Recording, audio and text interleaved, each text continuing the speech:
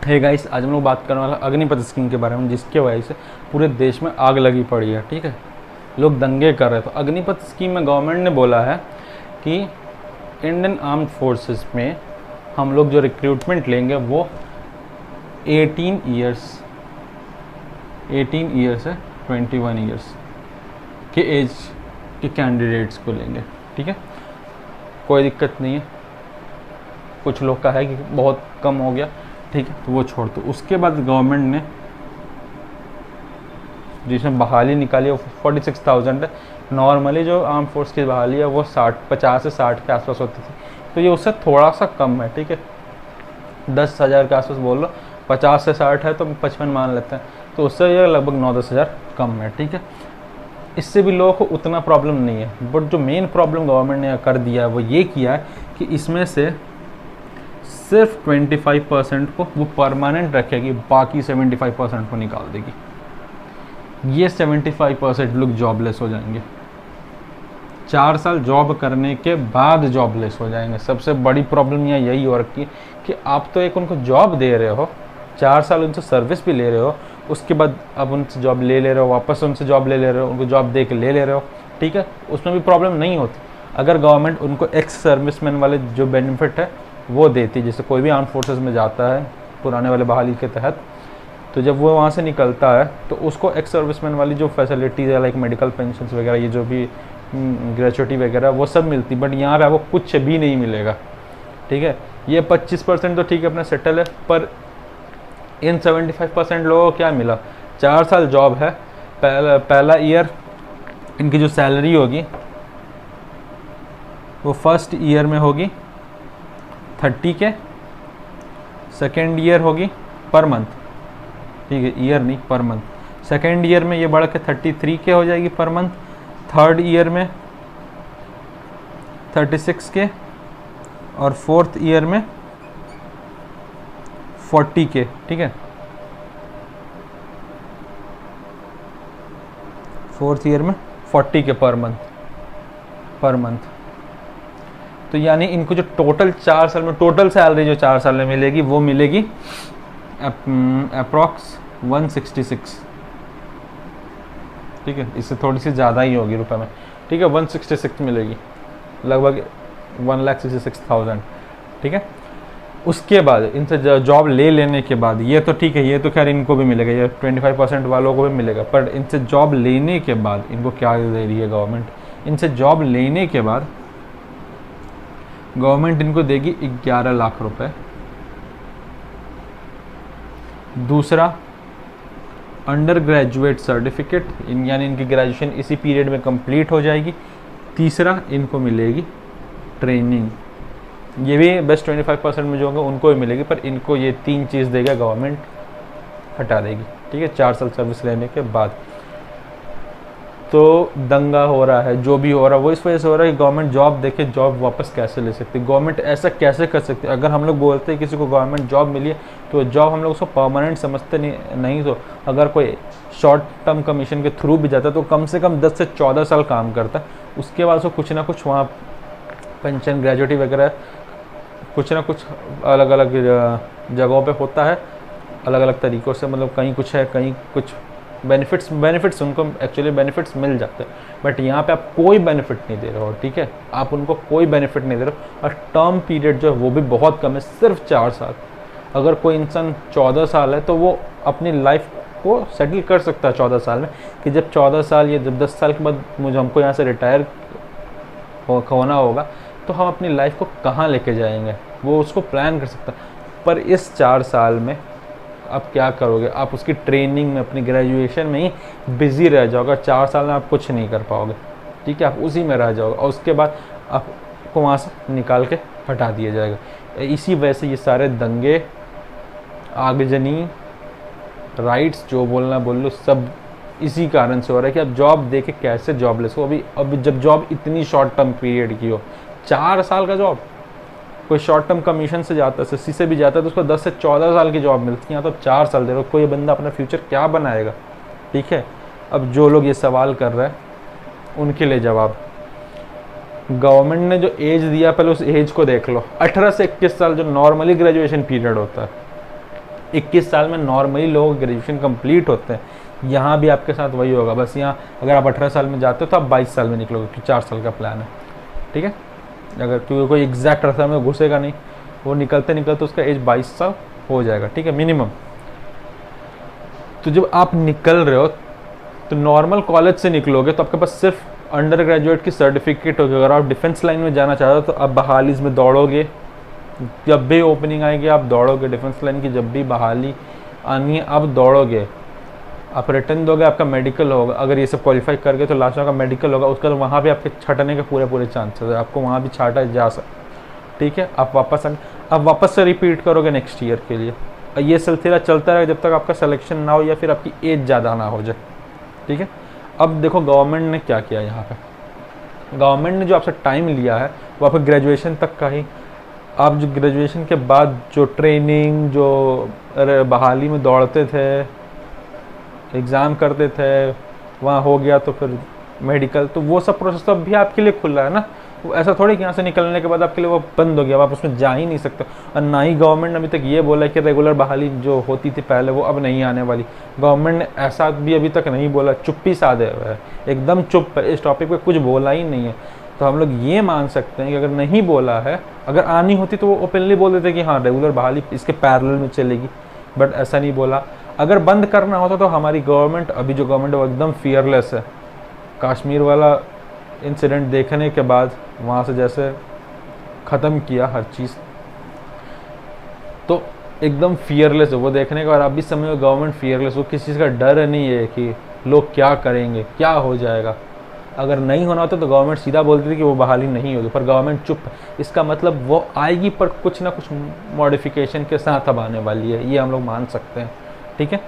तो उसको छोड़ देगा, रेगुलर बहाली अभी भी आने के चांसेस उतने नहीं है जितना नहीं आने के हैं, पर अगर आएगी तो मॉडिफाइड होके आएगी, तो वो छोड़ो। इन 75 लोगों पे बवाल मचा है कि इनसे जॉब देके इनसे जॉब ले ली जा रही, ये सबसे बड़ा बवाल है, ठीक।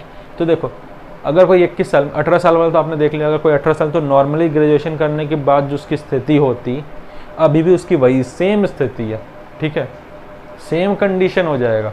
पर यहाँ पे उसके पास जो अच्छी है, जो उसके फेवर में जो पॉइंट्स है वो है उसके पास पैसा है, उसके वो जो खुद से खुद को ट्रेन करता है ना बहालियों के लिए, उससे बेटर ट्रेनिंग उसको मिल गई है। एक वो वेल ट्रेन, ऑलरेडी वो एक वेल ट्रेंड सोल्जर है।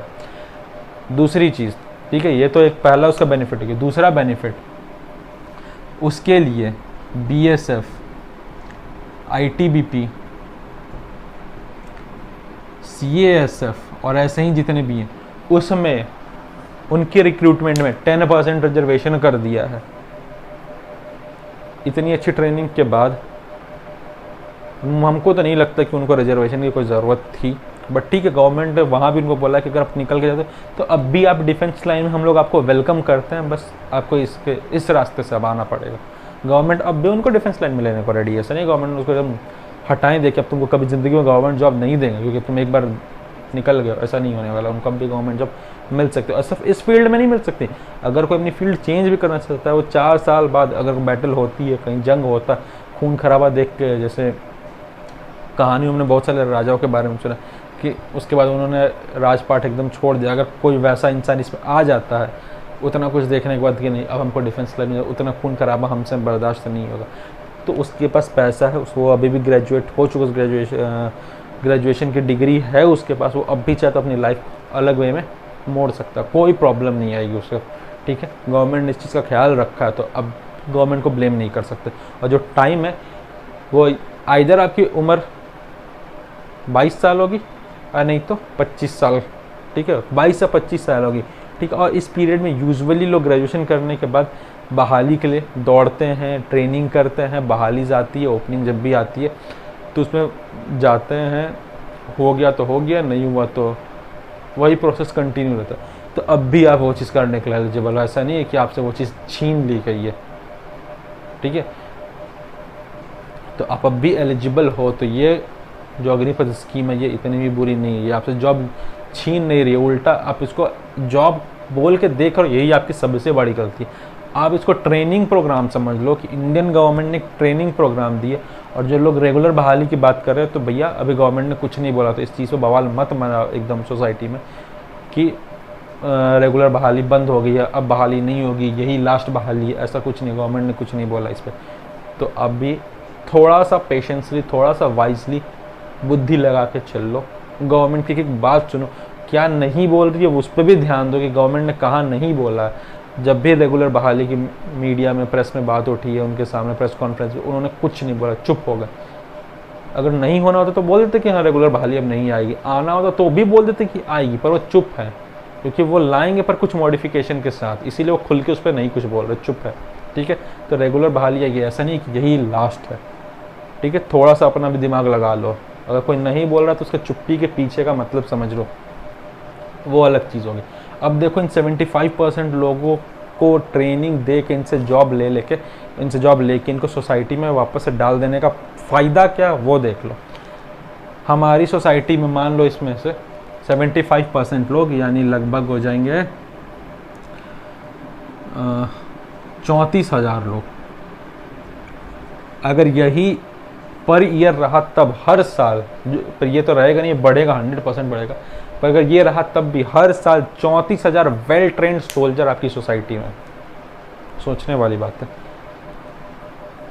मुंबई वाला जो टेररिस्ट अटैक हुआ था, अब खुद इमेजिन करो अगर वहाँ पे ऐसे वेल ट्रेंड सोल्जर होते, अगर स्टेशन पे 5 भी होते तो उनका क्या हालत किया, क्या टेररिस्ट वैसा अटैक कर पाते? ऑब्वियस सी बात है, नहीं कर पाते, उनको वहीं पर रोक देते ये लोग। ताज होटल में वो लोग घुस गए, वहाँ पे एकदम कत्लेआम मचा दिया। अगर उस होटल में उस समय 5-7 ऐसे सोल्जर्स होते हैं जिन्होंने ये फील्ड छोड़ के होटल लाइन चले गए, या फिर वहाँ खाना खाने गए अपनी फैमिली के साथ, अगर वो होते तो क्या वहाँ पे उतना बुरा कत्लेआम मचता? अब खुद सोच के देखो, ये 34,000 लोग जो सोसाइटी में इंट्रोड्यूस किए जाएंगे गवर्नमेंट के द्वारा, क्या ये सोसाइटी के अच्छे के लिए नहीं काम आएंगे? बाहर से तो कंट्री को ये लोग बचा लेंगे, चलो, क्योंकि अब इनको जो भी सामान मिलेगा, चाहे वो वेपन हो गया, आर्मर हो गया, वो अच्छी क्वालिटी का, अच्छी हाई टेक्नोलॉजी इनको मिल जाएगी। क्योंकि जो हमारा जो बजट है, मान लो जो बजट 100 लोगों के, लोग को कम कर दिया गया, तो जो पैसा बचा उसको गवर्नमेंट टेक्नोलॉजी पे यूज़ कर सकते हैं, इनको एक अच्छे से वेल इक्विप्ड बना सकती है, इनके हाथ में अच्छे मॉडर्न वेपन्स होंगे, मॉडर्न डिफेंस के टेक्नोलॉजीज होंगी। ठीक है, तो ये बाहर से हमें प्रोटेक्ट कर लेंगे। अंदर से प्रोटेक्ट करने के लिए समझ लो ये 34,000 लोग आपको अंदर से भी आपकी सोसाइटी को प्रोटेक्ट कर रहे हैं। तो ये स्कीम ओवरऑल अगर देखोगे तो इतनी भी बुरी नहीं, क्योंकि इसमें जो गवर्नमेंट ने एज लिया ना, वो एज बड़ा क्रूशियल है। ठीक है, 18 से 21, अगर कोई 21 साल में जाता है तो वो जब निकलेगा तो उसकी एज होगी 25। और वैसे भी प्राइवेट सेक्टर में जॉब करने वाले मोस्टली लोग, या फिर बहाली में दौड़ने वाले मोस्टली लोग की एज यही होती है। ठीक है, तो भैया आप अभी भी डिफेंस लाइन में जाने के लिए एलिजिबल हो, अगर आपको अपना रास्ता चेंज करना है, क्योंकि आप डिफेंस लाइन से होकर अब निकले, तो अगर आपको अपना रास्ता चेंज करना है तो भी आपको गवर्नमेंट ने सारी सुविधा दे रखी है कि अब तुम चेंज भी कर सकते हो, तुम पर कोई ज़ोर ज़बरदस्ती नहीं है। ठीक है, और अगर तुमको भरना है तो भैया अभी तो भी तुम्हारे लिए डिफेंस लाइन में आने के हमने सारे ऑप्शन खोल रखे। नॉर्मल बहाली भी जो है वो भी आने के चांसेस है, गवर्नमेंट ने भी उसको कुछ नहीं बोला। तो प्लीज़ सोशल मीडिया पे ये बात मत फैलाओ कि नॉर्मल जो पहले बहालीज होती थी वो बंद हो गई हैं, वो अब कभी इसके पैरेलल में बहालीज नहीं चलने वाली। गवर्नमेंट ने ऐसा नहीं कुछ बोला है भैया, गवर्नमेंट चुप है इस बात पर। उसको मॉडिफाइड करके ला सकती है, पर वो ख़त्म तो खैर अभी तक हम लोग नहीं बोल सकते कि वो ख़त्म हो गई। एक बार गवर्नमेंट के साइड से स्टेटमेंट आ जाने दो कि हाँ कि रेगुलर बहाली जो पहले आती थी वो अब एकदम से रद्द हो गई। अगर गवर्नमेंट वैसा करती है तो ऑब्वियस से बात है वो इस नंबर को डबल ट्रिपल आराम से कर देगी। ठीक है, क्योंकि पॉलिसी बनाने वाले इतने बेवकूफ़ नहीं, उनको ये पता है कि जब हम लोग इंडियन आर्म फोर्स की बात कर रहे हैं, सिक्योरिटी की बात कर रहे हैं, तो वहाँ पे मैन पावर ज़रूरी है। वो एकदम 60,000 से, इसमें से अगर 25% निकालोगे ना तो वो कुछ 11,600 आएंगे, 11,600। और हर साल आर्म फोर्सेस में 50 से 60,000 लोगों की बहाली होती है। तो अगर इंडियन गवर्नमेंट ये चाहती है कि हम लोग मैन पावर को थोड़ा कम करें और उस बचे हुए पैसे को उनके इक्विपमेंट्स वगैरह पर खर्च करें, तो बात सही। और गवर्नमेंट इतनी बेवकूफ़ नहीं कि इतना ज़्यादा कम कर देगी। कहाँ, चलो 55 मान लो, 50-60 के बीच में, कहाँ 55,000 और कहाँ 11,000, इतना तो नहीं करेगी। हाँ, इस 55,000 को वो 35 से 40,000 भले कर दे, पर 11,000 तो नहीं रखेगी।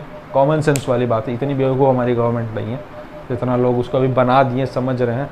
और कुछ लोग जो सोसाइटी में ये हेट फैला रहे हैं सोशल मीडिया का यूज़ करके इस प्रोग्राम के लिए, गवर्नमेंट के लिए, तो भैया आप भी इस चीज़ को थोड़ा सा सुन लो, समझ लो। और जो लोग उनके द्वारा इन्फ्लुएंस हो रहे हैं वो भी ये बात देख लो कि गवर्नमेंट इतनी बेवकूफ़ नहीं है कि कहाँ 55,000 और कहाँ 11,000। वो 11,000 तो ऑब्वियसली बात है इतना डिफरेंस नहीं लाने वाली, वो भले ही उसको 30-40 कर दे, पर 11,000 तो ऑब्वियस सी बातें नहीं रखेगी। अगर नहीं करती है तो ऑब्वियस सी बात है, क्योंकि पुराना वाला जो भर्तियों का जो तरीका था वो वापस आने वाला है। तो अग्निपथ प्रोग्राम किसी भी एंगल से बुरा नहीं है। ये 75% लोग का जो एज होगा वो मैक्सिमम 25 साल होगा, मैक्सिमम 25 साल।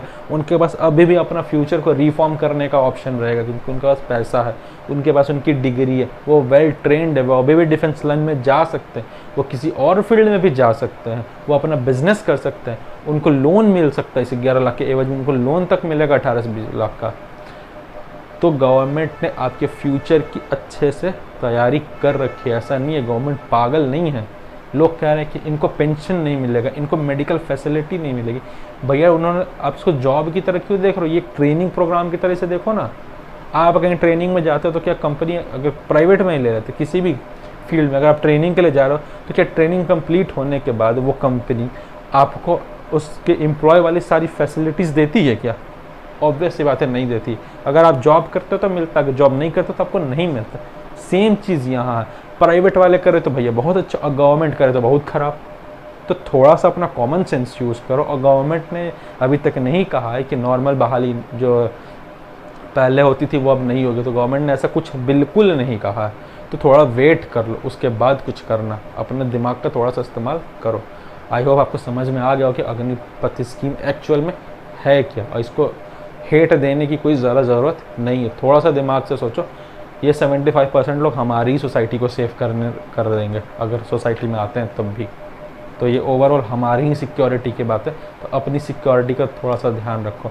और जो लोग आगजनी दंगे कर रहे हैं, भक्षक बने बैठे हैं, उनको सुरक्षा प्रणाली में जाने का कोई हक ही नहीं है। तो वो ये चीज़ छोड़ ही दे। अगर आपको भक्षक बनना तो भक्षक ही बने रहो ना यार, क्यों सुरक्षा प्रणाली में घुस के उसको ख़राब करने पर तुले हुए। तो चलो गाइस, मिलते हैं नेक्स्ट वीडियो। आई होप आपको समझ में आ गया होगा कि अग्निपथ स्कीम क्या है और कैसी है।